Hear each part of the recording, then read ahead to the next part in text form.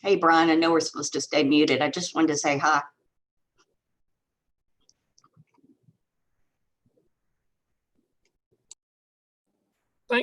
Hello, Susan.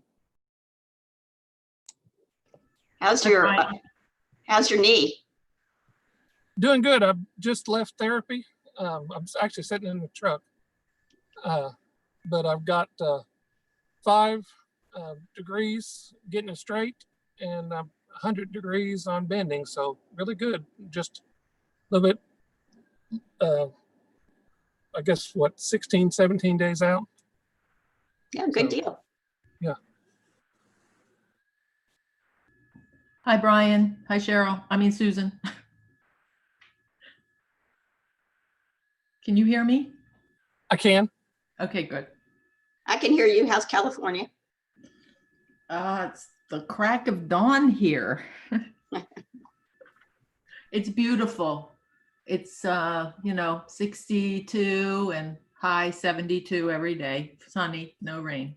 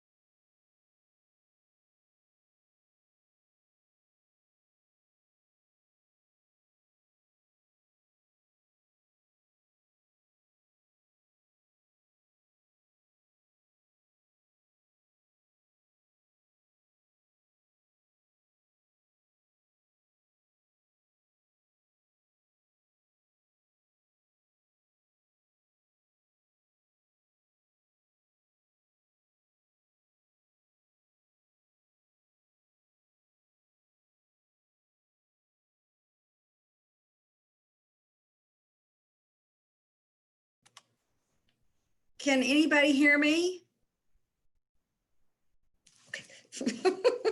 Thank you. Good morning.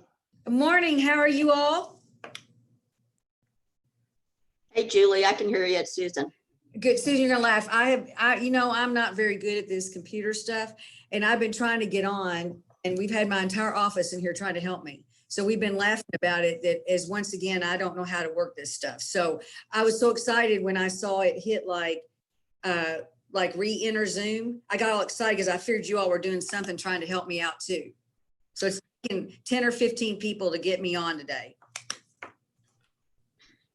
I hear you, Julie. I'm just like you. Never. And Cheryl, I see you got your hair cut. It looks good.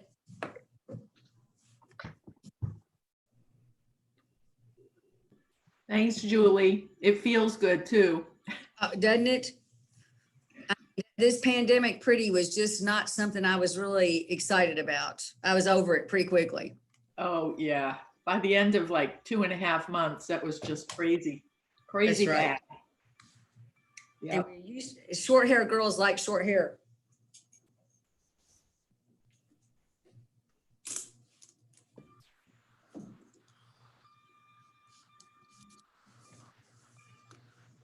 Mute.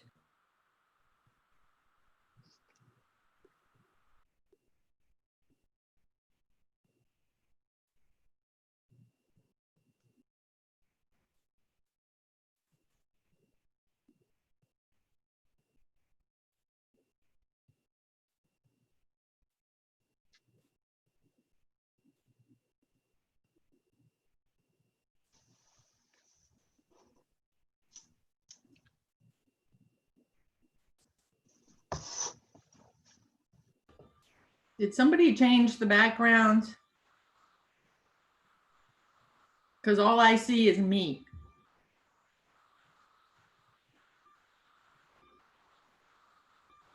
No, it's still the same, Cheryl. Yeah, You- Cheryl. Hmm. Hi, Okay. Brian. Hey, Julie, how you doing? Just fine. How's your rehab going? Doing good. I just got done about 10 minutes ago. I'm actually sitting in the parking lot doing. I didn't want to miss my therapy for the day. Uh-oh. Are you being able, how far can you bend? What kind of angle can you do on your knee? I'm at 5 and 100. So Okay. that's about what, 15, 16 days out.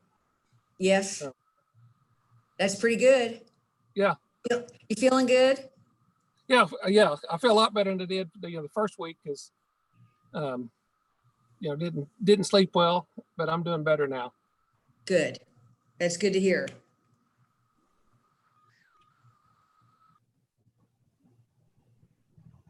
Are you ready? I'm sorry. Are you ready for a retirement? Yeah. I feel like I'm, more on sick leave than I've been anything else. So I think once I get done with therapy, then I'll, and can get out and do things. I imagine that's the way it would feel.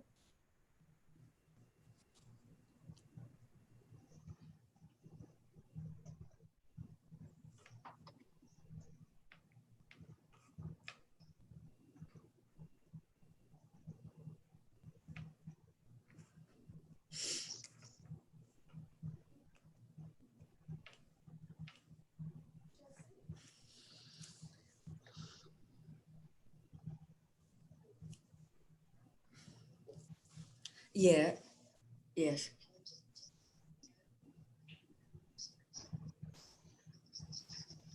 Oh, okay. Well, I didn't think I'd done anything that badly.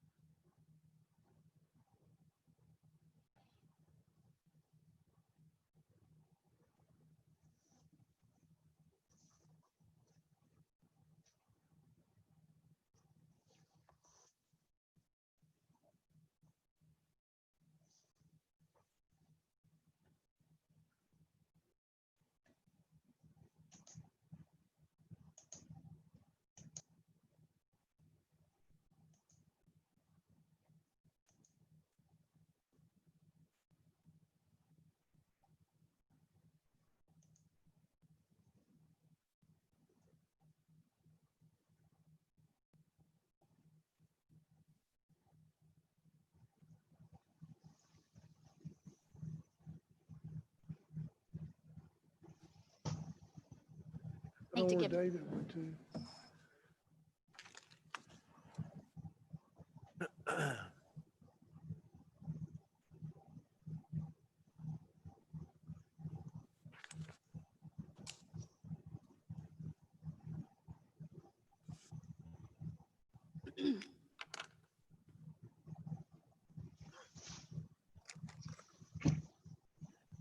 glad to know everybody pats their screen this morning. I have to check that. I don't know where Mr. Porter went to. I don't either. He wasn't just right there. I know.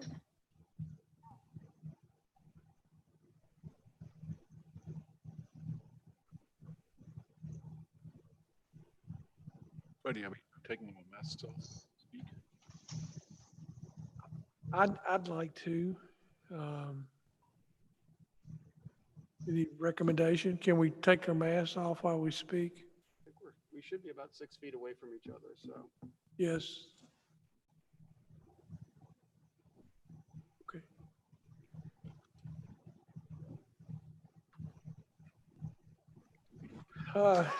It is approximately 9:01.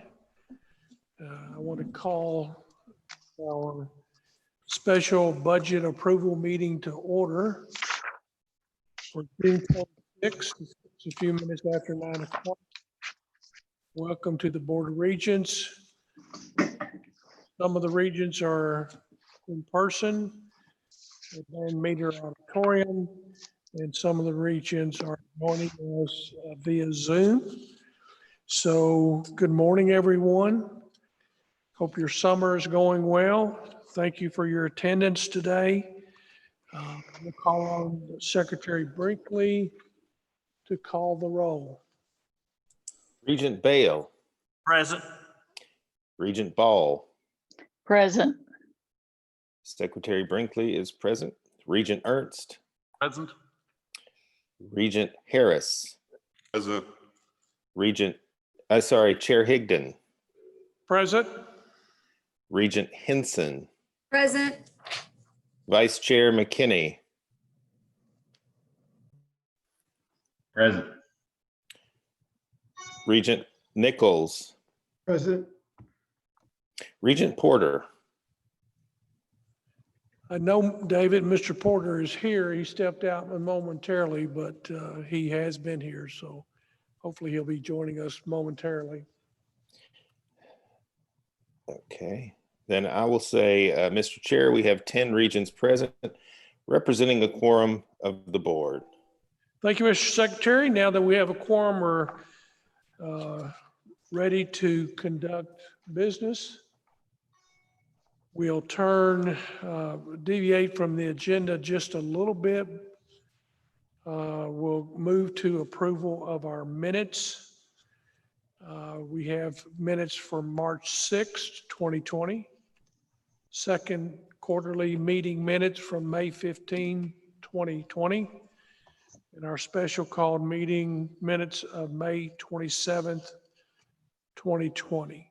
Do I hear any additions or corrections to any of those specified 3 sets of minutes?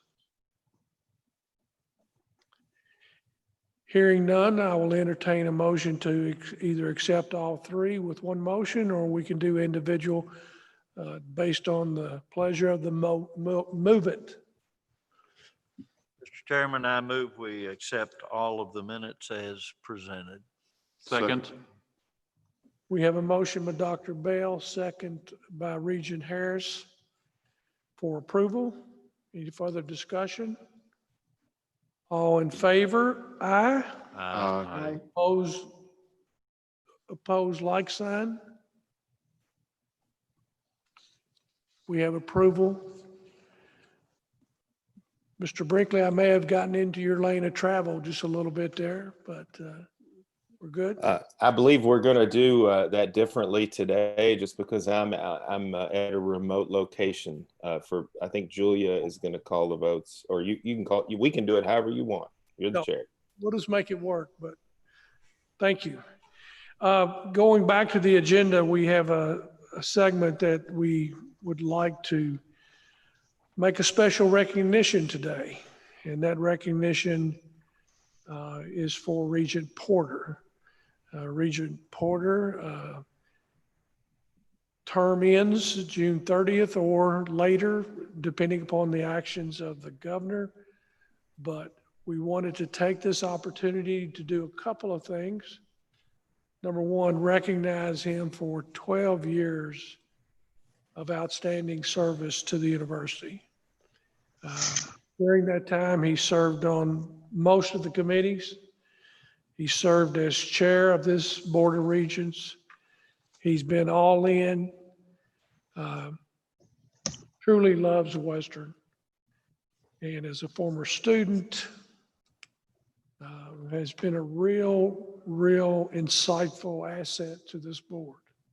So David, on behalf of all of us, I want to extend to you our appreciation, want to extend to you recognition of 12 outstanding years of service, want to extend to you an invitation to not be a stranger, come and see us often.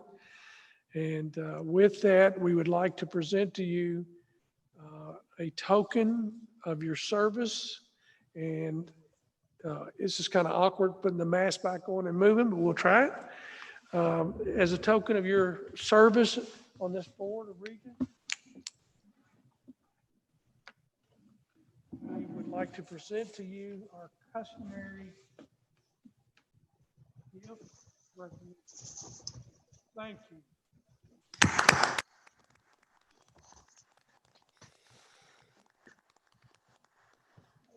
Any other region that would like to add comment, or President Caboni, would you? Chair Higdon, thank you for the opportunity. David, 12 years of one's life is a great deal to invest. I have to thank you, but perhaps as importantly, I have to thank your lovely wife, Beth. She has been as strong of a supporter of the university as you have been, and as is the case with my wife, is more pleasant and more likable, I think. We're really happy for you and for her, and thankful. I will never forget, always remember my first basketball game, which came the evening after I was named 10th president of WKU. You and I sat next to each other at that game and had just some terrific conversations about your experience as a student here. And that shaped both my remembrance, but my perception of how WKU had changed over time, but in many ways stayed exactly the same. And one of the reasons we maintain that core mission and connection to it is that we have folks like you who remember what we do in people's lives and invest and serve the university. So with that, thank you for your good counsel, your friendship, your graceful leadership, and for the time that you've invested. Certainly, serving on a board like this, really one of the greatest things is the relationships that you form and the people you meet. And David and Beth have certainly enriched my time on the board. David was chair soon after I came on the board, and he's a quiet, steadying influence in any realm he is finding himself in, and we will miss him greatly, and Beth. Thank you. Thank you again, David. Thank you, Beth. Best wishes. It's now appropriate to move into our finance and budget portion of the special called meeting. Finance Chair McKinney. I believe that the first thing we have is a presentation by Susan before we vote on the two action items. So Susan, go ahead. Sure, thanks, Jason. So, okay, thank you. Before I get started in the presentation, I just want to take the opportunity to thank several people. So first off, I have to thank President Caboni for his leadership through my first budget. Secondly, thank you to Cheryl Stevens in her leadership over the academic. And also, I want to take the opportunity to really thank Rebecca Russell. She's our interim AVP for budget. She has just done a tremendous job, and I just want to turn it over to Becca for a second so she can introduce herself to the board and maybe just give a brief background of her time here at Westford. So Becca. Good morning, everyone. It's really good to see you all, some in person and some by Zoom. As Susan said, my name is Rebecca Russell. This will be my 12th year here at WKU. I started with the Honors College when I came back to WKU to work full-time, and then worked for IT about 4 years ago. And then when Susan joined us this past summer, she asked me to come up and join her team to work on budget for the Division of Strategy, Operations, and Finance. And then I was given the opportunity to come into the budget director role, now the AVP for budget, in October of last year. So I'm excited about the opportunity to work with campus as a whole in this new role, and to have survived through the first budget season together with Susan. And I also would like to thank her for her leadership through this process, and excited to show you all what we've worked on this whole year. Thank you, Becca. And Jason, if it's okay with you, I'd like to keep this as informal as we can to allow people to ask questions as we move through, rather than waiting till the end and going through questions. Is that okay, Jason, with you? If we Absolutely. Okay, great. So next slide. So this is just an outline of what I plan to cover this morning. So it just a quick outline of the budget development process, a high-level budget summary, some highlights of our revenue budget, expenditure budget highlights. I think what's really important about this budget is going once again through our budget balancing strategies, a little bit about our capital budget and next steps going forward. So next slide. So, and then the next slide.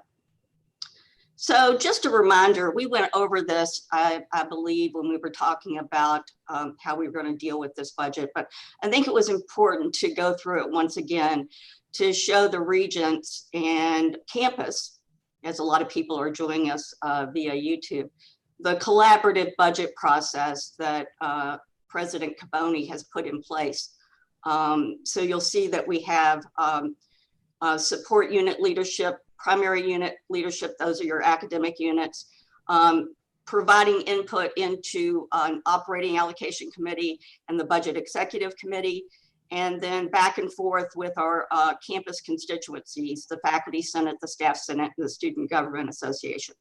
And then the budget executive committee makes recommendations to campus leadership, and then we share and get feedback from the Board of Regents.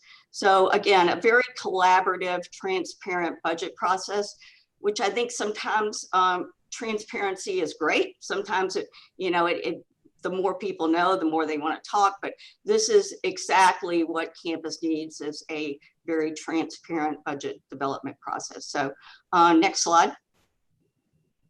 So again, just a reminder of our timeline for the budget development process this year.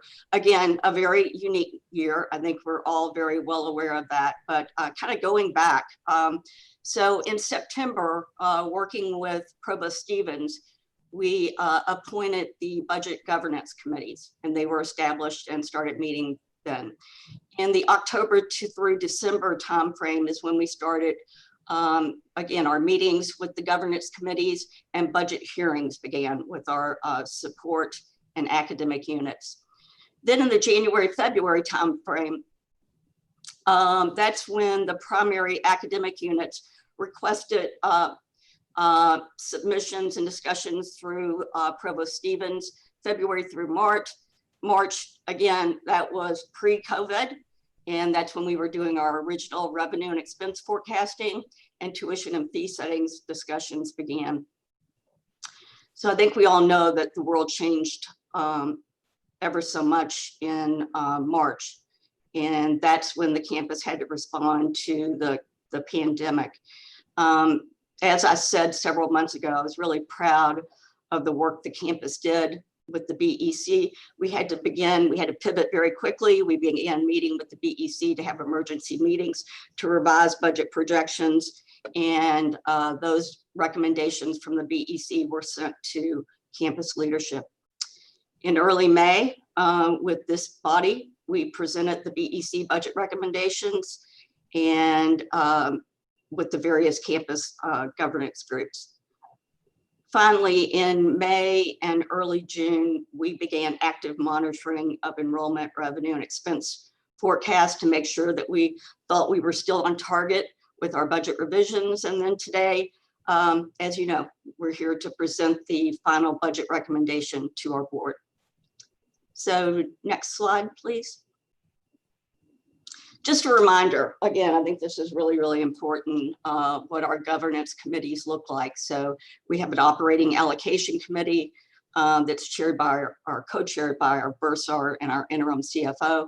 And you'll see the amount of people that are involved. We have deans, we have faculty senate representation, we have VPs, staff senate. And then next slide. Going to our capital allocation committee that's chaired by Brian Russell, our chief facilities officer. And again, you'll see the representation. We have deans, we have faculty senate, staff senate, VPs, so on. So finally, looking at the composition, next slide, please, of our budget executive committee. So Provost Stevens and myself co-chair that committee. And again, you'll see that we have deans, Julie Shadoan, chair of the faculty senate, VPs, we have student government representatives. So I think that we can say that campus has been well represented through these committee structures throughout the budget process. So next slide. Now, just to kind of go into the budget itself, first off, let's go to the next slide. So this is what the proposed budget looks like that we're presenting to the Regents today. So a total budget of 353.2 million, which is a decline of 9% or 34.5 million. That's a pretty significant decline and not one that we would typically see. But again, we're working in very unique circumstances with all the uncertainties around enrollment and state appropriation. Next slide. Again, that's what this looks like graphically. And if you can have one more click, please. So again, this is our total budget, 353.2 million, percent change of about 9 million, 9%. Next slide. Okay, moving into the revenue highlights. This is what it looks like. So tuition and fees, 166 million for state appropriations. We're factoring in that 10% decrease in state appropriations of about 7.3 million. Our restricted funds, grants and contracts, 15.4 million. Student financial aid, restricted student financial aid of 42.9 million. Self-generated funds, 27.5. Carry forward funds of 19.2, and our auxiliary enterprises about 16 million. So next slide. So again, this shows you that overall our tuition and fees and state appropriations make up about 66% of this budget. Next slide. This is what that looks like graphically. So once again, you can see the dark gray and the red, the tuition and fees and state appropriations is they're the primary components of our budget. Next slide. So just a little bit on tuition and fees. So as I said, prior to COVID-19, as a campus, we were poised to navigate through a modest decline in tuition and fees. And that was primarily due to a smaller class sizes working through the enrollment pipeline. However, once COVID, the pandemic hit, we had to be conservative and factor in an additional 5% reduction in tuition revenue. With that 5% reduction in tuition revenue, we're also anticipating a 5% decline in fee revenue. Now, I guess that's the bad news. The good news is, and this is great news for campus. I don't think there's many institutions in the country that can say this. All of our current yield indicators for the first-time freshman class continue to remain strong. WKU is on track to welcome the largest increase to our freshman class in 18 years. Currently, our freshman class appears to be up over 300 students, which is just incredible. So a huge thank you and shout out to Brian Kuster and Ethan and their respective staffs. They've done a lot of good work. And then also the good news is while we have built in that 5% decline in tuition revenue, right now, overall enrollments are holding pretty steady, which is great news. Now, I think we all know that we won't know for sure what our enrollment looks like until the students are back in August. But right now, all indicators are strong. Next slide. So just a bit more on tuition and fees. So the Council on Post-Secondary Education set a one-year tuition parameter to align with the state budget being a one-year budget. They also did not set any high-level parameters that they typically do. They wanted to give institutions as much flexibility as possible this year, given the situation that we all face. Good news for our students, as we talked about at a specially called meeting, the decision has been to keep all of our tuition rates unchanged over prior years. So we felt it was important to support our students and families and not pass any of this burden onto them in the form of increased tuition. We also are suspending distance learning surcharge and fees for the next fiscal year, recognizing that many of our students will be forced into some online courses as we work through the pandemic. So we wanted to make sure that they were not punished in any way for moving to online courses. Next slide. Little on our state appropriation. Again, I've showed that anticipated reduction there below the line, but you'll see our general operating declined about 600,000. There was some additional money put in for the Gatton Academy, about 237,000, and the Connecticut Mesonet remains the same at 750,000. Okay. So I think this is a really telling slide. Basically what our students have had to deal with as the state has continued to cut our general fund appropriation. So you'll see back in 98, 99, our FTE support from the state was at 8,257 for every per FTE student. That now has declined to about 4,600. And you can see basically the change in FTE students as well from 98, 99 enrollment of around 12,000 to in 18, 19 of about 14,800. So next slide. So looking at our auxiliaries, the largest change that you'll see in our auxiliary budget is around the transition of our WKU store to the Barnes & Noble management. That has caused our auxiliary budget to go down on the expenditure side by 7 million and on the revenue side by 7 million. So really no bottom line change as far as adding to our deficit. It was just simply that outsourcing, we've removed that item from our budget. Next slide. As far as self-generating units, they're anticipated to decline about 2 million. Most of this decline is directly related to canceled events, decreased rentals, less athletic revenue projected, all basically around the pandemic. And just as a note to our regents, any revenue dependent unit that experiences revenue declines will be expected to decrease expenditures accordingly. So as I was meeting with David and Klaus earlier this week, you know, and David and Klaus and I had a good conversation around this. Since we're not really sure in many ways what we're going to be dealing with next year, some of the units have projected declines, others have not. But as we move through the year, and if revenue does decline, again, the expenditures will need to be declined as well. Okay, next slide. Moving into the expenditure highlights. So this is how our budget breaks out by the various divisions.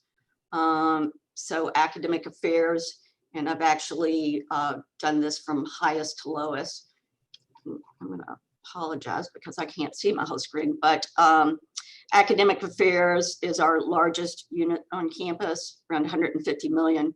And then you'll see how that breaks out on down to our smallest unit being the presidential area. Next slide. Again, this is just our expenditure budget broken down by major classification in millions of dollars. So you'll see that we are a workforce heavy institution, as is most institutions in higher education, makes up about close to 50% of our budget. On down, operating expenses about 15%, utilities 2%. I gotta say, a great job by Brian Russell and his staff on maintaining our utilities at 7 million. For our campus this size, with this type of footprint, that's a very, very reasonable utility budget. Capital outlay, 1%, student financial assistance, 28%, close to 100 million, and debt service of about 17.1 million, or 5% of our budget. Next slide. Again, that's just what it looks like graphically. So as I've talked about, you can see where the personnel, your salaries and fringe benefits make up a large piece of the total pie. Next slide. So just some highlights. Most of our fiscal year 21 expenditures are down in most major categories, with the exception of student financial assistance. And that's increasing by about 4.9 million, which is directly due to our new scholarship model. Again, academic affairs is our largest division on campus at 150 million, or approximately 42% of the budget. University-wide expenditures include typical bond payments, your debt service, institutional-based, basically non-financial federal aid scholarships, and additional funding for potential increases to the Kentucky retirement system. Next slide. And this is what our expenditures look like graphically across the various divisions. Next slide. The BEC, as I said, that's a critical committee to our process, and all the requests for fixed cost and supplemental increase come into that committee. Basically, they recommended 2 fixed cost increases to campus leadership. That was for faculty promotions, 361,000, and a small increase in our employer health insurance of 55,000, which basically keeps our health insurance at the same level for our employees. Next slide. So a reminder around our budget balancing strategies. Next slide. So again, what led to the 21 shortfall? The smaller classes working through the enrollment pipeline that we talked about. Declining state appropriations. That will be a mid-year adjustment, which we will probably learn about in December. Typically, they always give you a nice holiday present before leaving for holiday break, where the consensus forecasting group will come back into session. And if revenues are below a specific threshold, the governor is required by state mandate to make a budget revision. So again, I think looking at what the state receipts are looking like to date, I think a 10% is prudent at this point. And then, as we talked about, the impacts to tuition and fee of the pandemic. How will we address it? So we're addressing it as shared sacrifices across campus through salary reductions, a travel freeze, and a hiring pause. The remainder will be through divisional expenditure reduction targets. Next slide. So the budget deficit of 27 million is going to be addressed through the recommendations from the Budget Executive Committee. As a reminder, we talked about this several months ago. That recommendation from the BEC is a two-pronged approach: centrally managed reductions in addition to divisionally managed reductions. So the next slide will detail that. So as a reminder, we're budgeting at the central level 2 million for the hiring pause, travel reductions of 6 million. Now, as a reminder, we will have a few exceptions to travel. We like to call those strategic travel opportunities for Amanda and her fundraising staff around fundraising, and also Ethan and his admission staff for recruiting students to our campus. Performance improvements. This is some work that we've done around savings across campus. We've identified anywhere between 16 to 18 million. So we thought that it was conservative to apply about 2.5 to this budget. The tiered salary reductions of about 2.4 million. We are applying an additional 6 million in carry forward. And then the division managed reductions will be around 8.3 million. The provost has worked with the academic units to set those for the academic deans, and the president and I set for the administration side of the university. So next slide.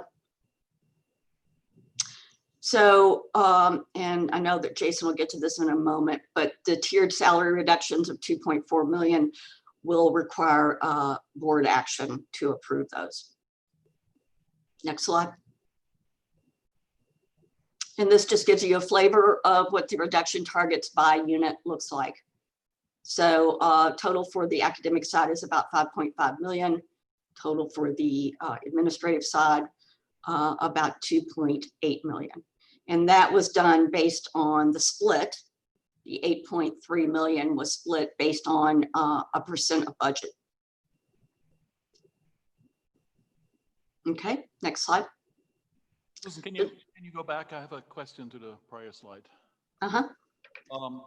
When we did the reduction targets for FY20, the divisions were told that they can use one-time money, and then for the next budget year, this would become permanent. How are we dealing with these reduction targets? Are they going to be one-time money and then permanent, or is this just a one-time money thing? So Klaus, that's a good question. I believe it was Klaus. Sometimes it's hard to tell in these Zoom meetings, but some units were able to meet their fiscal year 20 reduction target using permanent funds. For example, in my division of strategy, operations, and finance, I was able to meet most of the reduction target with permanent strategies. But whatever units did not meet the current year, fiscal year 20 reduction target, either through one time or just not able to make all of it permanent, the remainder of that reduction target will move into next fiscal year. So it will be, these will be over and above that target.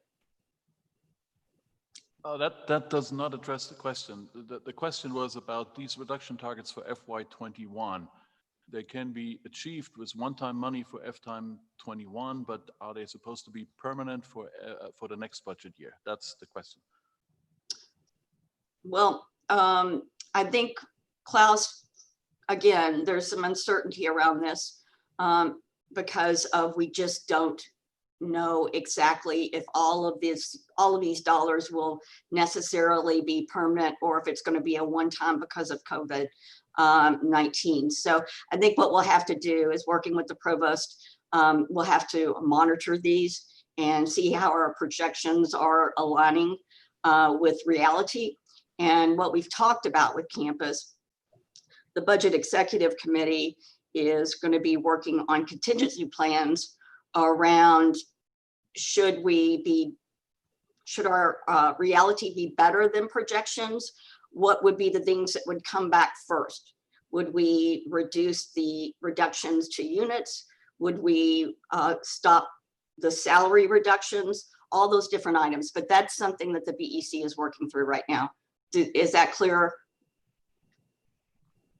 So what you're saying, it's unclear whether or not these will become permanent or not. It depends on how our revenue will Exactly. not rise. Thank you. If I could address class, one of the things that I think that we're learning as an organization is that if there are permanent reductions to your budget, you should make permanent reductions to your expenditures. If there are temporary reductions, then one could use one-time dollars. It is really poor budgeting practice to replace permanent reductions with one-time dollars. And so we're moving away from that. I would encourage every dean and every VP and every conversation I had that if there is a permanent reduction to your budget, you have to make permanent cuts.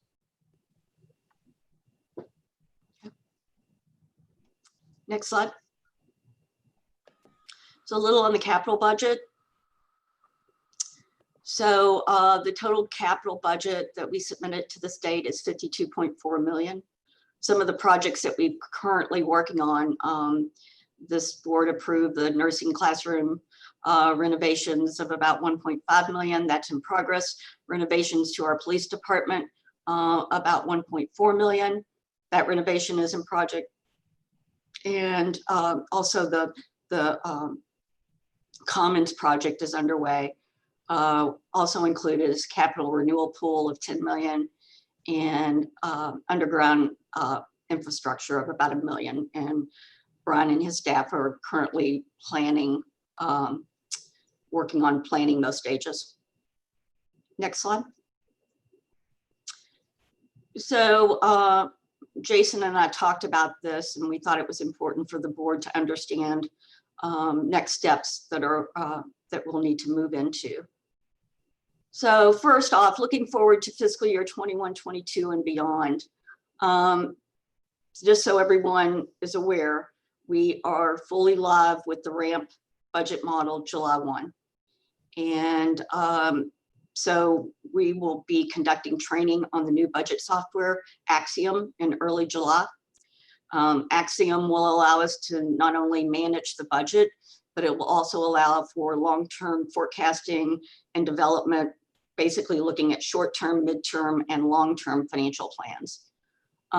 Budget development will become a year-round process. There's not going to be Becca and I've already talked about it's, okay, I'll give her a few days off, but once we get back, we're going to start working on the 21-22 budget and reconvene the governance committees and start working on a year-round budget development process. Revenue targets will be established for our primary academic units during mid to late summer annually in partnership with enrollment and student experience, academic affairs, and strategy, operations, and finance. What I really want to do, I think this is important for the board. I know this year was a little different with the pandemic, but I really would like to complete our budget plan in late April of 21 and present this to the Board of Regents in budget workshops in May. Next slide.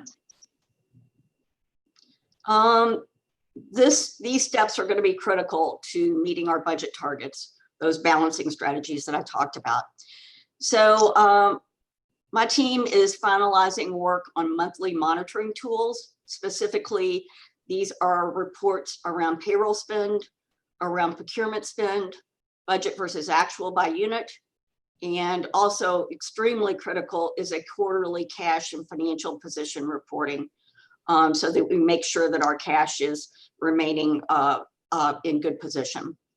And we'll also be developing other tools within Axiom. We will present reports monthly to the president and scheduled required meetings with the deans and vice presidents if we are sensing that we are not meeting our budget targets. Contingency planning, as I talked about with the Budget Executive Committee, to develop contingency plans, not only if we're doing better than what we had planned, but also what if we come back to campus in August and September and things are much worse than what we projected. The Budget Executive Committee will be developing scenarios on how we manage through additional enrollment declines or even additional state appropriation declines. Susan, on the monthly budget monitoring, it says the reports will be presented to the president monthly. Will the deans and have access to these reports as Yes. well? Okay. Yes, I would just, I guess what I mean by that, Jason, is I would present them to the president on a monthly basis to let him know where the units are standing, meeting their targets. And then we would also go out to the deans and vice presidents as well. Next slide.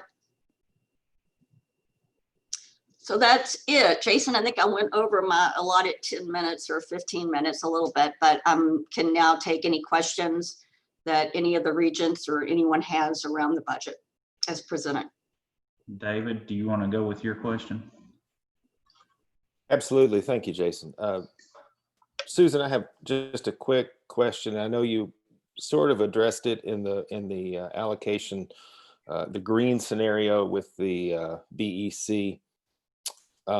Let's imagine in a perfect world that the legislature fulfills a greater than 90% of the allotment that they have. We've anticipated a 10% reduction. Let's imagine it's a 5% or a 2.5% instead of that. Tuition comes in either slightly higher or much higher than the budgeted level. And in the current being FY21, in the next coming fiscal year, there is no reduction. Let me rephrase that. There is no additional fringe requirement on KERS, because I know that there's another 4 million or so set aside for that. So if these three things stack up, I'm assuming that all three of those prongs could be used to fulfill the shortfall. And would the priority, I would hope the BEC would be, the priority might be lost personnel, whether it be faculty or staff. Is that what you anticipate? So yes, it goes back to what I was talking about with Klaus. Through this monitoring, that's when we would determine if reality is better than what we projected and what we would take off first, for the lack of a better term. And David, I think I want to be clear to campus that the president has said from the outset with this pandemic that we are committed to sparing job loss to the extent possible. I mean, I think it's critical. He has told me many times and others that he does not want folks to lose jobs and go out to a workforce or a job environment that's very, very difficult. So we are certainly committed to that. Okay, no, I've heard that, and I appreciate that. The second part of my question, then, you triggered by that comment, is so there is no planned or anticipated or consultant-driven possibility of a second reduction in force during FY21? No, that's what we remain committed to. Okay. So, and just to be clear on the decentralized money, so when we talk about that 8.3-ish, 8.1, 8.3, those are reduction targets that are done at a unit level. So the deans are responsible for those, department heads, people like that, right? That's within those individual units. So if a dean says, I can do all of this without reducing staff or faculty, they're allowed to do that, right?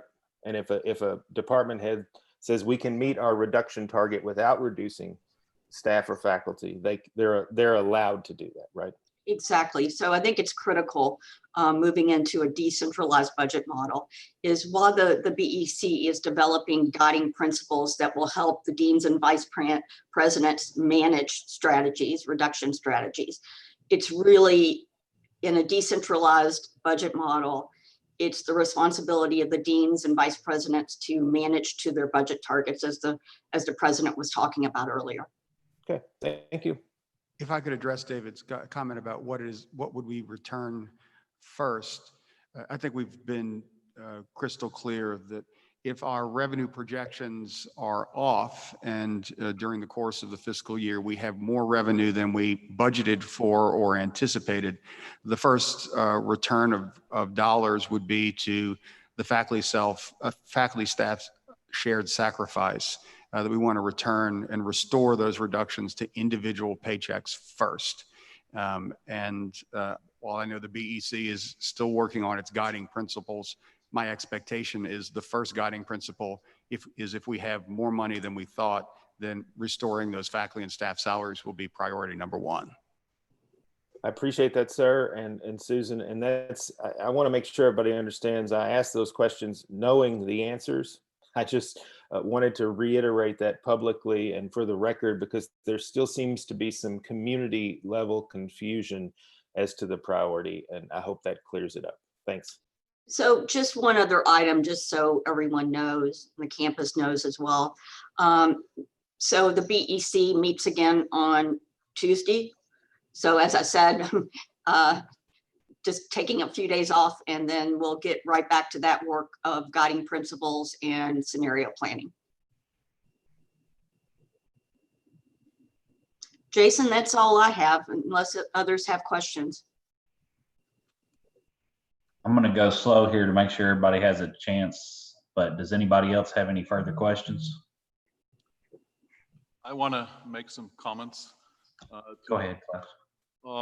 So the first thing is, I want to be clear. I understand many of the things in the budget, and I think it is overall about the best we can do, and I will support it, okay?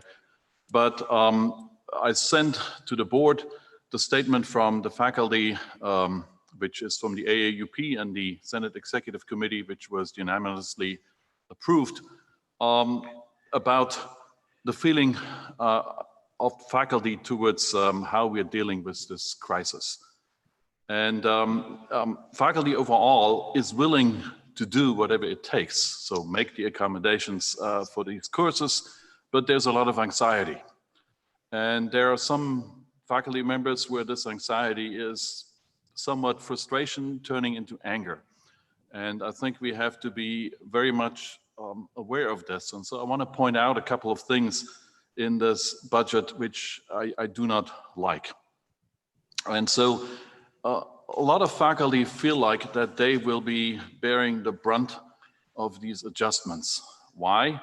Well, because they have to use the summer to prepare for this teaching. They are asked to do things differently. Some of faculty will have additional courses to teach that they didn't have before because of we got rid of a lot of adjuncts, and so there are, for some faculty, an increase in teaching load. And the feeling is that academics bears the brunt. And so let me go a little further with this and connect things directly to the budget. So we have voted to have no tuition increase, and we have even voted to have a fee reduction. And so on the academic payments students have to make, that actually has been reduced. But at the same time, other units of campus do not follow that spirit. So our meal plan, I have calculated it out for the various meal plans, but on the average, they increased by 3%. I have looked at the housing revenue, and the housing revenue, well, depends on what dormitory you talk about, but it goes up somewhere between 5 in the low case, and on the high case, about 10%. And that certainly is not in the spirit of making things affordable. As always, athletics is a sore point for many faculty members, and I understand that in the budget we have to put a number for ticket revenue, but it is clear that the ticket revenue which we have put down there for athletic events is exactly the same as we did last year. And I want to make the board and academic and the leadership of this institution aware of this, that should we move to athletic events with spectators, okay, then Faculty is moving every class which has an enrollment above 50 to a remote environment. Faculty is moving to hybrid classes where the number of students in a class has been reduced to either a half or a third. And should we not follow up with this in terms of what we do for athletics, then this will generate a tremendous amount of anger among faculty, because they have been asked to do things. And if the rest of the units do not follow suit in supporting this, then why are we doing this? And if one thinks about this, then I think that the assumption that the ticket revenue will remain unchanged is completely unrealistic. And so I heard Susan clearly state that every division should remain within its budget, and if this happens, then that's fine. But I wanted you guys to be aware of that we need to manage this very carefully, and we need to be very much on board with what we're asking faculty to do and what happens on the academic side that needs to be replicated on the non-academic side. So one other final comment on the budget is again, we are operating with a very large amount of carry forward, and that still is not within the spirit of having the ramp model go live. And I understand that this will be a several-year process to reduce it, and also understand that it's somewhat unavoidable. But those are my comments on the budget. Thanks.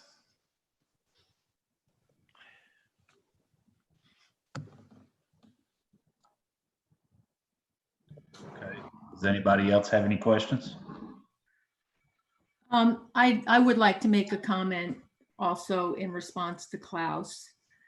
You know, there has been a lot of work going on over many months with respect to how to navigate this pandemic and how we as an institution are going to move forward in a way that we can provide an appropriate and safe education for our students. We have been talking and including faculty opinions and voice in many, many of our discussions, all of our discussions, including budget, including restart committees. And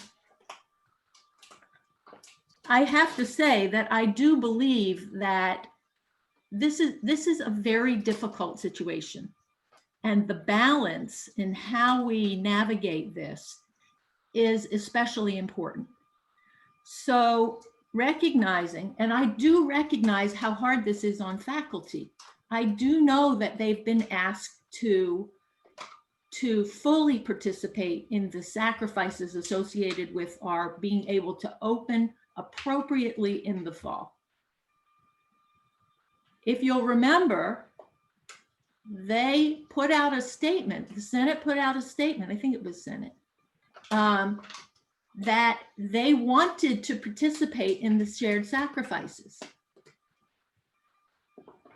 The issue, though, to me, is while we're trying to provide an appropriate educational experience for students to return to campus, especially freshmen, especially students in vulnerable populations, we have to provide a balance of face-to-face, hybrid, and online courses. The worst thing that can happen to us is if we don't assure students that when they come, they're going to get the experience that they're expecting, that they're anticipating, and that we've said in the big red restart that we're going to provide, is that they won't come. And if they decide to take that gap year and they don't come, financially, it's going to be devastating for us. And the biggest problem is it's all unknown. So as we try and navigate this, we're trying to navigate it in a way that we are flexible and that we can respond to any concerns. And honestly, if people would just say, these are our concerns, we will respond and try and work it out so that it's fair for faculty, it's fair for staff, and it's what students need and what faculty need. But I think this has to be a conversation that involves all parties. And it's feeling like it's becoming a little adversarial. And I guess I would appreciate it if we could have a conversation and work through these issues rather than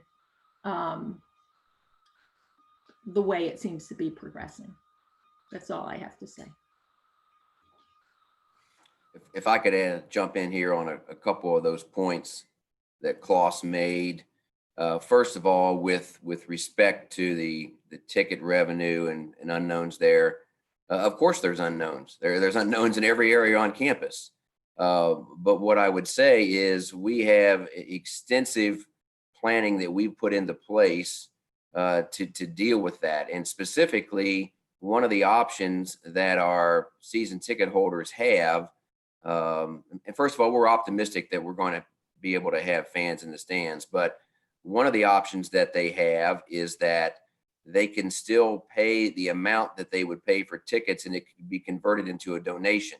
Now, I don't expect everybody to do that, but I would expect some to do that. So there will be the ability to bring in revenue from ticket purchases beyond the number of people that may be in the stadium. We also have had extensive conversations with the Hilltopper Athletic Foundation, and they are going to work with us and help us on any potential revenue shortfalls we may have, again, with respect to tickets. In terms of concern about social distancing, comparing a classroom to a football stadium, I think is a little unfair because I think, as everybody clearly knows, it's much easier to social distance in a football stadium than it is in a classroom. So whatever the protocols are by the governor is what we will follow, and there will be extensive protocols for football stadiums, much as there are for the Kentucky Derby. There will be over 50,000 people at the Kentucky Derby, but they will be social distancing and following the governor's guidelines, and we will do the same in football. We won't put anybody in any risk at our football stadiums in any way that's not consistent with what's being done throughout the state.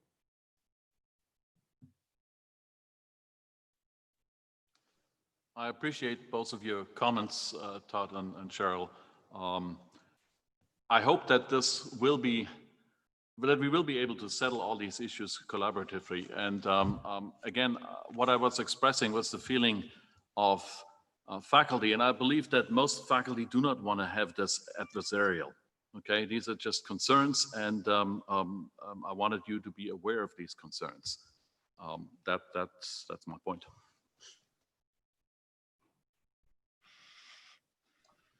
If I may respond to the comment about housing and dining rates, I do want to bring to the board's attention that the dining rates are contractually set through our contract with Aramark, and then the housing rates remain competitive in the state. Our increase in the housing, though slight, is to help offset the first year village construction, and it remains competitive and lower than most housing rates within the state.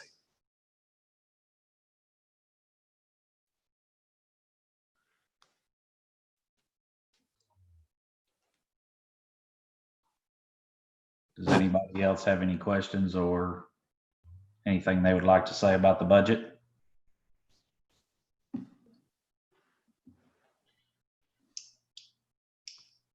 Okay, if there's no further discussion, I'll entertain a motion for FB1 approval of the 2020-21 operating budget as presented. So moved. George, we have a motion. Do I have a second? Second. Second by David. All right, all in favor, signify by saying aye. Aye. All opposed? Motion carries unanimously. The next item on the agenda is, which Susan also mentioned in her presentation, is FB2, approval of the personnel actions for the tiered salary reductions. Does anybody have any questions or comments on this motion? All right, hearing none, I'll entertain a motion to approve FB2. Moved. George has made the motion. Do I have a second? I'll second. Is that Dr. Bell? Yes. All right. All in favor signify by saying aye. All opposed, like sign. All right, the motion carries. And then that's all I have for the finance and budget for the special call meeting. Thank you, Chair McKinney. We much appreciate the Finance Committee and the work it's done over the last few months. Susan and your team, thank you. These are challenging times, but I know we all feel as Regents that we're in good hands. So thank you very much. The next item on our special meeting today is a report from the nomination committee. Regent Nichols chaired that committee, so I will ask him to give his report. Thank you, Mr. Chairman. And the committee met, and given the unique circumstances that we are facing as a university, we concluded that it was important for a consistency in leadership, and that our recommendation of the committee is to retain the current slate of officers and committee chairs going forward. Thank you. Are there any nominations or comments from the floor? If not, I'll entertain a motion. So moved. Regent Harris moved. Second. Second. I had a second from Regent Porter and a close dueling second from someone else that I didn't catch. That was me. Okay, thanks, Lynn. So we have a motion and we have a second. Any further discussion? Julia, you want to call the roll? Oh, you may call individual on this one? Okay. Yeah. Regent Bell, Yes, I'm for it. Regent Ball, Yes. Secretary Brinkley, Aye. Regent Ernst, Yes. Regent Harris, Yes. Chair Higdon, Yes. Regent Henson, Yes. Vice Chair McKinney, Yes. Regent Nichols, Yes. Regent Porter. Yes. Mr. Chair, we have a unanimous approval. Thank you. Thank you, George, once again for chairing our nomination committee and the work that you and your people, your members did. Any other comments? This concludes our agenda items, but if there's any other comments. I just wanted to speak real quick before we go into the next meeting, but I just wanted to really commend the faculty and staff that have taken these voluntary budget reductions from a student's perspective, and especially from my perspective, that really shows how much that you all care for our students. And so I just wanted to say thank you on behalf of the student body for that sacrifice that you all are making to help each and every single student here at this institution, and to make sure that all of us are still going to get to enjoy that next year of class that I'm so looking forward to in August. And I just, like I said, thank you all again from the bottom of my heart for your sacrifice and for everything that you're doing for this institution and for our WKU family. Mr. Chair, we have someone who is going to be participating in his final Board of Regents member, at least as part of our leadership team. Brian Kuster is with us today, and Brian has been with the university for 35 years, beginning his career in 1985 as one of our residence hall directors. He's been acting director of residence life, coordinator of residential judicial affairs, assistant director of residence life, director of housing and residence life in 1998, and executive director of the WKU Student Life Foundation. Brian has invested his life in this university, and I'm so thankful that he agreed to stay on and serve for a couple more years with me as we pursued the first year village strategy. Every day, Brian shows up and treats our 20,000 students as his own kids. And his passion, his enthusiasm has been great for this university.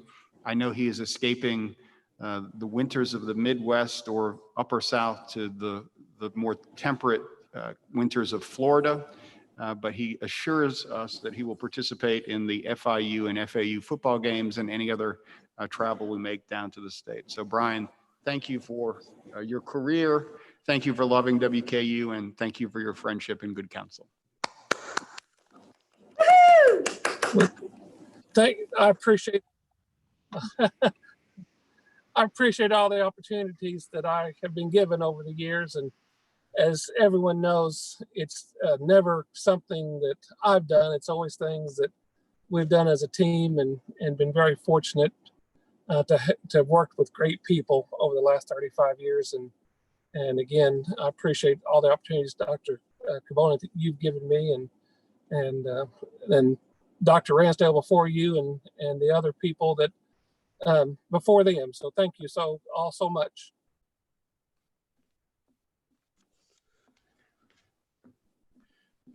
Congratulations, Brian. Good luck. Best wishes. Anyone else have a comment? We've taken care of our special meeting agenda. Want to announce our retreat dates of August 6th and 7th. Again, extend an invitation to each of the regents to suggest, recommend any topics or discussions that you would like to cover on those days. And we'll start formalizing hopefully an engaging and meaningful retreat for August 6th and 7th. Our next committee meetings are on October 23rd. Fourth quarterly meeting is December 11th. That covers our agenda. I would accept a motion that we adjourn the special called meeting. So moved. Second. Moved by Regent Bell, seconded by Regent Harris. All those in favor, aye. Aye. Opposed, like sign. The special meeting is now concluded. Our next item is our committee meeting. I've been asked if we could take a quick break. So without objection from anyone, we'll take a 5-minute or so break, and then we'll start our committee meetings.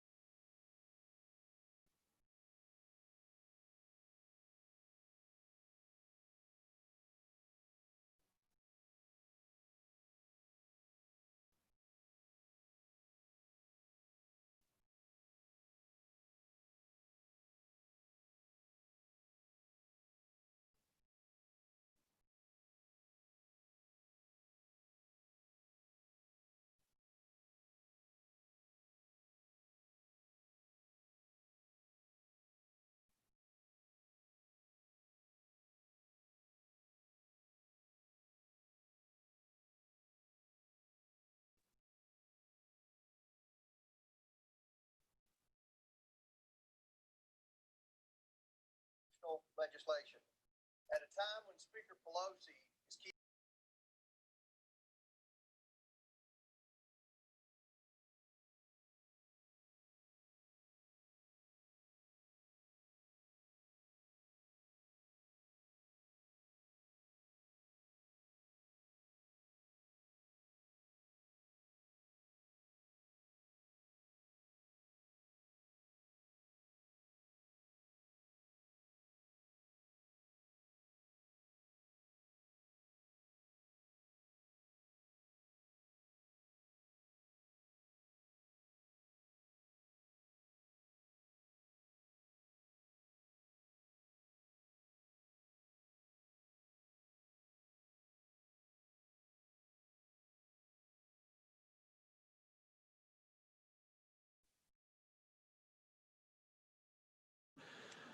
Video group, I think they got us. We're good. Okay, welcome back, everyone. Start clicking off. Yeah, I think we have everybody. See, want to say good morning to Dr. Capps. There he is. Good morning, Dr. Capps. Good morning, sir. Good to see you. Good to see you. There's George. Okay, I think we're ready to go. We'll next move into our committee meeting for June 26th. The agenda has the Academic Affairs Committee and the Finance and Budget Committee. We will start with Academic Affairs. Chair Bell. Thank you, Mr. Chairman, and we have all of our committee members present today. As listed, we have Regent Ball, Regent Brinkley, Regent Ernst, and Regent Porter here. I'll start off with a few comments about our earlier meeting and all of the meetings that have been occurring over the last couple of months. I was fortunate to be able to be part of the Academic Restart Committee. And again, I want to compliment that group, which was chaired by Dean Murphy, consisted of a lot of faculty and staff and at least one student representative. And you know, the work that these people did, I was very impressed with. They put a lot of thought and effort into it. And it speaks to how important everyone feels about higher education. Because I'm in the healthcare field, I see so many parallels. And, you know, the one thing that we can't do is stop. We've got to proceed on. Higher education for these students is critical for the rest of their lives, just like healthcare is. And the real strength of Western Kentucky University as a bricks and mortar institution are those relationships that get formed between faculty and student and student and student. And what's clear to me is everyone wants to try to preserve that experience as best as we can. And I've always been really impressed with the face-to-face interactions that students at Western have been able to enjoy with their faculty. And certainly going forward, some of that is going to have to be sacrificed, we know, but I hope that we can hang on to as much of those relationship building experiences that make Western what it is. And then I reflect on the work of the last few years, as we saw demonstrated this morning with the budget process, the curriculum process that's happened. And it gives me the feeling that we, better than most, are going to be able to deal with the challenges not only over the next year, but even when the demographics come into stronger play, not too many years from now. And the fact that our freshman class looks like we're going to add to it, and because without enrollment and without students, we don't exist. And so I applaud everyone for the efforts that have gone into putting us in a position to deal with what we're dealing with today. I appreciate being able to make those comments. The Academic Affairs Committee has 4 action items, 3 of which involve certificate applications. Let me also say that we have and are requesting some time at our retreat so that we can go over what the new process of approval of these certificates entails. And I think we'll be able to give time for Regents to better understand that and to ask questions that go into the gray data and the analytics. And Provost Stevens and I have talked about that and think the retreat will be a good time to spend a little time on that. We'll deal with each of these action items individually. So the first item includes approval of a graduate certificate in data analytics. Provost Stevens, I don't know if you'd like to make a comment or have anyone who would like to say anything about that. Yes, thank you, Regent Bale. I do want to, since you mentioned a process for certificates, I did want to point out that the 3 certificates that we have on the agenda this morning are a result of the CAPE process. Beyond that, Rihanna Plemons in my office has pulled together a representative group of faculty to discuss the certificates in general and to talk about what it really means to have a certificate, what the value is that it brings, and how you tie it to employers and skills development. This group has begun that work, and they're looking at what other institutions like us do. But we wanted to put some structure associated with the development of new certificates in place. And so we're doing it professionally and with standards. And that will be presented a little later, I guess, maybe at the next board meeting. The certificates that we have in place this morning, the first one is for a graduate certificate in data analytics. And I believe that Ray Blankenship, the chair of information systems, is here to talk about that. Ray? Okay.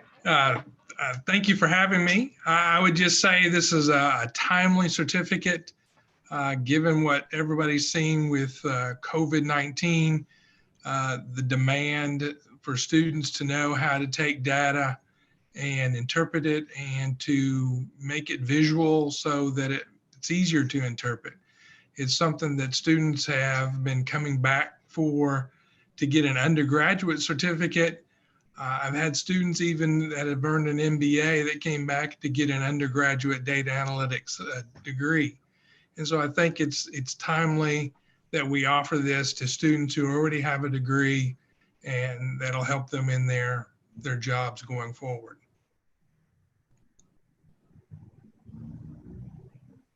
Thank you, Ray. Anyone have any comments, questions? I did read an article just this week, and of course, there's been an explosion of virtual telehealth visits, and the need for analysts for that data apparently is huge, so that we can find out really how it's working, if it's working, what it works for, and what it doesn't. I was impressed with the salary range for these people, but they're clearly going to be valuable assets to lots of different organizations. So anyone have any questions for Dr. Blankenship? Yeah, I have a comment, and this actually is referring to the first 2 items here on the agenda. I'm not an expert in this field. However, when I sort of just looked at the topics there, it appears to me that this ought to be something which could be done interdisciplinary. And so in both of these proposals, it says there are no relationship to other programs within the university. And so I took the liberty to just go through some course listings. And so, for example, computer science has graduate classes in data mining and tools, database management systems, advanced database systems, security and computing. Even geography and geology has a class in spatial data analysis. And so it looks to me like that there should be room to work with certificates like this interdisciplinary. Maybe wrong, and Ray, maybe you can tell me where I'm wrong with that, but it seems to me these certificates could be strengthened if they would be interdisciplinary. I think we've created them so they could be stacked credentials or used as concentrations in other programs. Currently, they're being offered as a concentration in the MBA program, but we've also discussed using them with an accounting program. So yes, they can be used in other interdisciplinary programs, and I think that would aid the students in those programs as well. We've also discussed using these certificates and the courses in the Homeland Security program in Ogden College. Okay. Let me follow up on it. But you believe these courses all ought to be housed in the College of Business. There is no other courses you could accept in other departments. I believe going forward, the certificates would be in the College of Business. And then if we were ever to do a master's program, that we definitely could use interdisciplinary courses from other areas.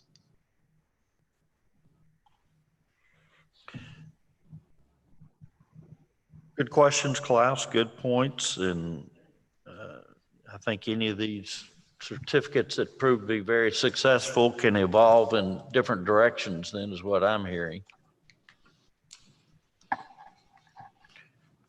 Any other comments? Questions? If not, I'll call for a motion for approval of action item A1. Move to approve. Second.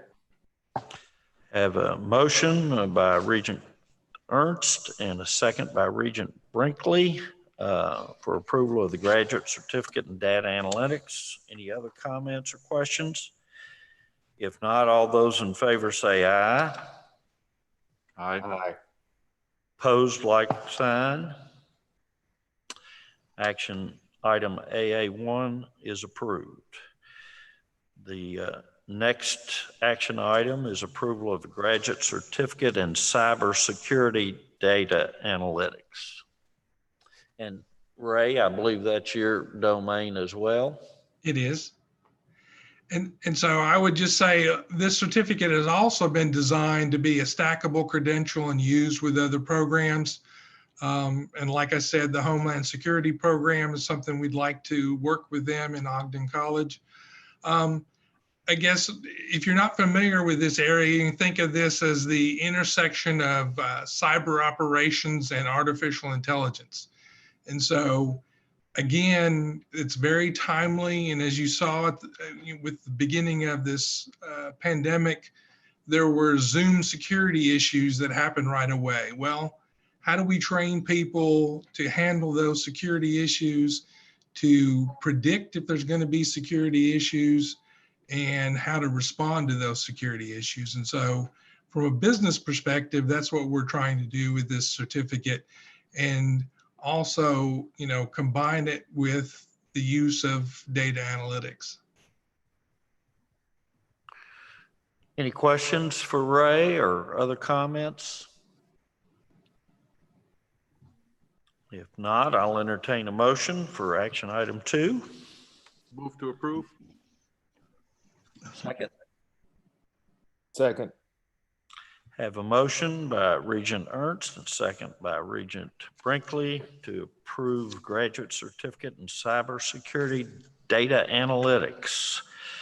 Any other questions or comments? If not, all those in favor say aye.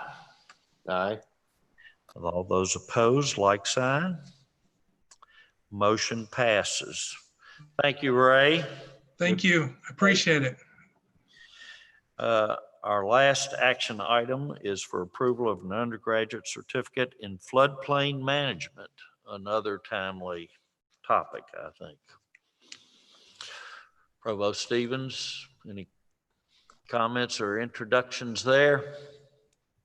Yeah, this has been a long time coming. Warren Campbell's been working on it for a long time. It began as a minor, and through the CAPE process was recommended that it become a certificate program, and Warren's here to talk about it. We have a real problem with floodplain management in this country right now.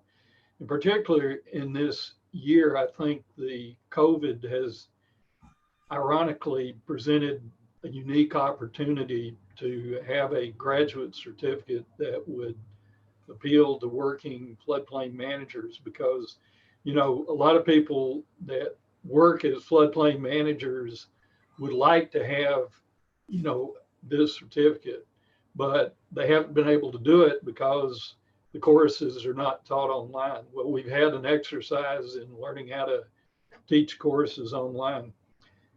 In the United States, every community that participates in the National Flood Insurance Program has to, by law, designate a floodplain administrator.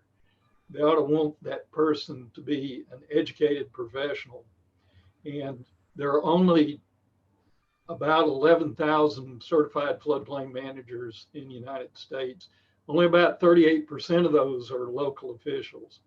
So there is definitely an opportunity in that area. So we have COVID that's causing some problems. We're going to have a more than active hurricane season. It's going to be very interesting to see how that's playing out, and it would be very good to have more educated professionals and people who have knowledge so that local community leaders would be able to make better policy decisions based on good information.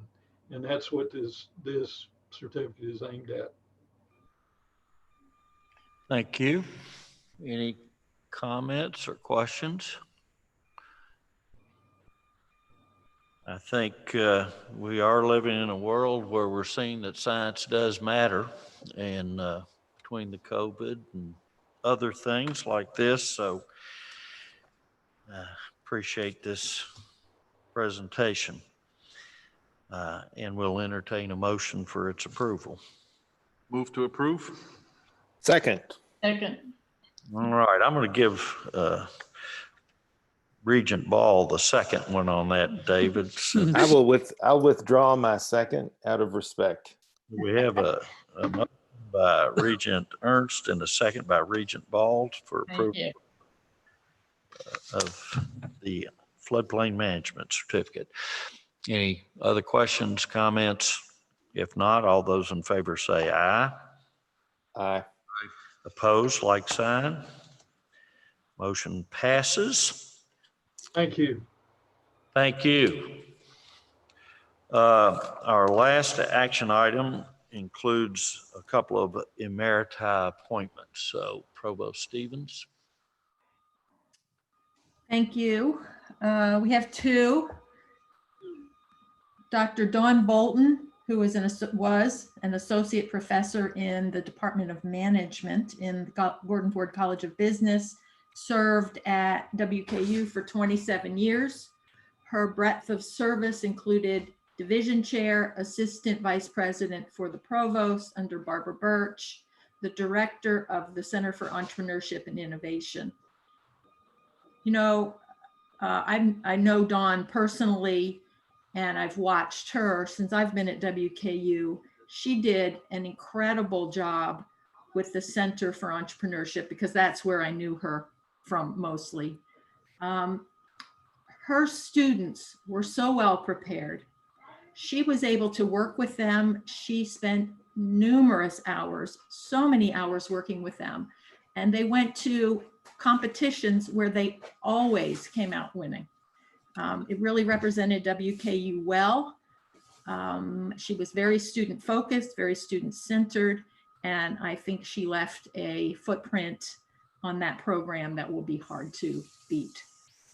So I have no hesitation at all and fully support Dawn's appointment as an emeritus faculty member. The other is Dr. Wiebe Vandermeer, who was a professor of physics and astronomy. Dr. Vandermeer had a distinguished career at WKU as a member of the physics and astronomy faculty for 30 years. He was very highly regarded by his students, taught across the physics curriculum, but particularly was passionate about biophysics. He was essentially their expert in biophysics and put significant effort into developing curricula, into developing materials to support that program, and always wanted it to turn into more than what it was, which was a service area to support pre-meds. He left a hole when he retired, I believe, in the biophysics area. So again, I'd like to wholeheartedly support the appointment of Dr. Wiebe Vandermeer to an emeritus faculty position. I think those are two great examples, again, of what is at the heart of Western Kentucky University, which are professors who can develop those relationships with students and affect lives. So you sound like two worthy people. Any questions or comments from anyone else? I want to make a comment about Wiebe Vandermeer. He reminds me of how old I am because we arrived at WKU in exactly the same year. And one of the things I wanted to point out, Wiebe is passionate about chess. And so for many years, he was the faculty advisors to a chess club at WKU. Yeah, very nice. All right. If there are no other comments, I'll ask for a motion. Move to approve. Second. Have a motion by Regent Ernst and a second by Regent Ball for approval of the two emeriti appointments. All those in favor say aye. Aye. Opposed, like sign. Motion passes.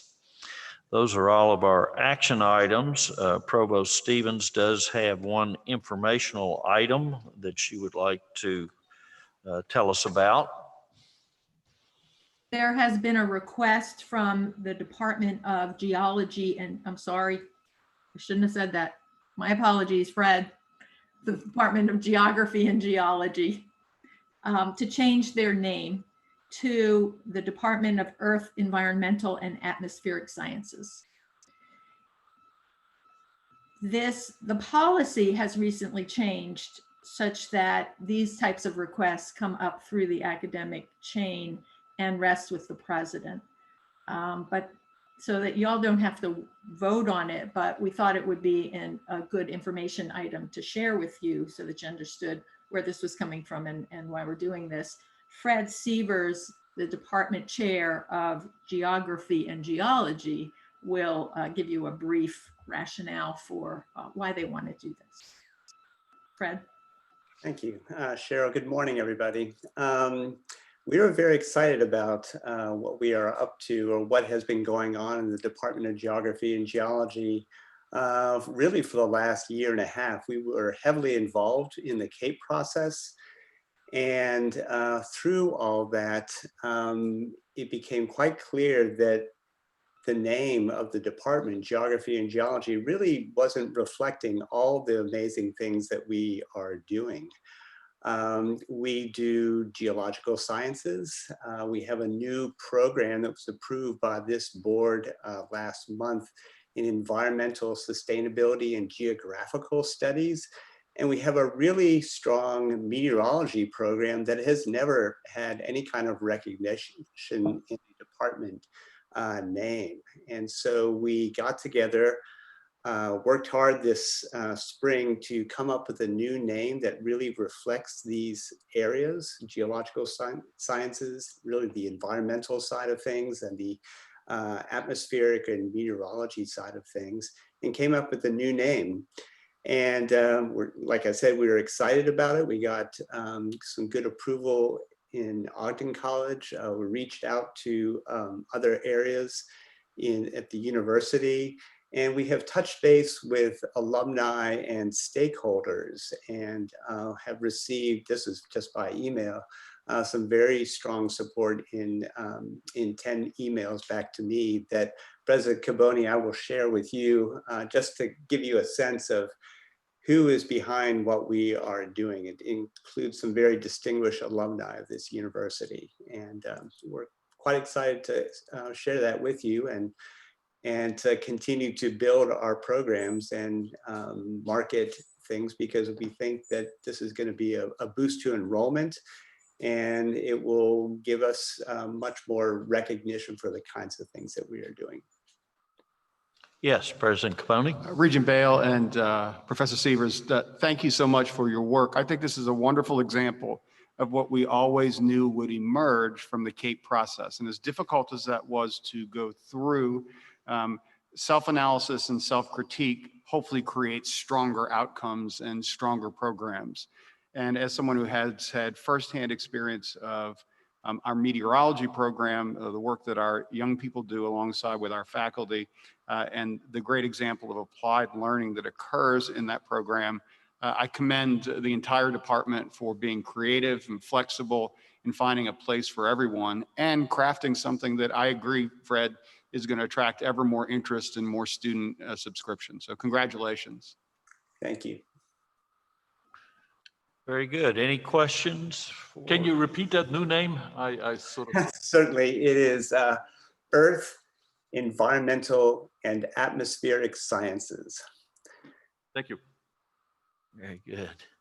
We need to find a way to abbreviate it, EEAS or something. We'll figure all that out. Put an E on it, it could be easy. Oh, hey, how about that? All right. Well, thank you very much. Any other comments or questions? If not, Mr. Chair, that concludes the business of the Academic Affairs Committee. Thank you, Chair Bale. Thanks to the Academic Affairs Committee. Next committee item is Finance and Budget. Chair McKinney. Okay, we only have one item on our agenda today, the approval of the personnel actions presented in your packet. Does anybody have any questions or comments about the personnel actions? Jason, I just want to point out one thing to the committee. After we sent the information out to the regents, we realized that there was an error on the report. It's just a technological glitch in the system. A professor in education, Dr. Joe Kanjimi, was listed as having 5 payments. And actually it was for prior years. He only received 1 payment. So I have given Julia a clean copy of the new report, but I just wanted the regents to be aware of that. All right, thank you, Susan. Anybody else? Okay, hearing no discussion, I'll entertain a motion to approve FB1. So moved. Second. All right, we have a first and a second. All in favor signify by saying aye. Aye. All opposed, like sign. All right, the motion carries. That's all we have for the Finance and Budget Committee this month. Thank you, Chair McKinney, and thanks to the Finance and Budget Committee. President Caboni, any comments as we wrap up our committee meetings? Well, this marks the end of my 3rd year as the 10th president of the university, and I have to say, no one could have anticipated what the year that we've had, but I could not be more proud and pleased of the work that we've all done together to manage through something that was unthinkable just 6 months ago. The spirit of our faculty and our staff, the commitment of our students, and the willingness of everyone to work together, to pull together as a community, to get through this together has been remarkable. And so I remain privileged and proud to lead the university. I'm thankful for the work of our leadership, our faculty and staff leadership, our student leadership, and for the Regents. We will come through the other side of this in very good shape because of the work that we've done. And I'm thankful that we managed to not increase tuition on the backs of our students and our families, that we're all sharing in thinking differently about the work that we have to do. And at some point, we'll emerge on the other side of this, and thankful in some ways for the experience. Let's hope it's only once every 100 years, though. Thank you. Well said. Any Regent have a question or a comment? Thank you for your service. Appreciate all the efforts and all the hard work, and most importantly, your dedication to our university. If there's nothing else, we will adjourn the committee meeting, and we'll see everyone at our retreat August 6 and 7.